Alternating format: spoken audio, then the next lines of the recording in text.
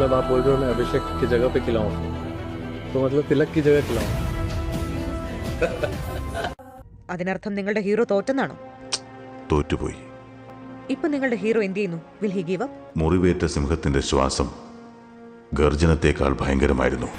Samson comes in for Rico Singh. Dheera Dheera Dheera Dheera Dheera Dheera Dheera Dheera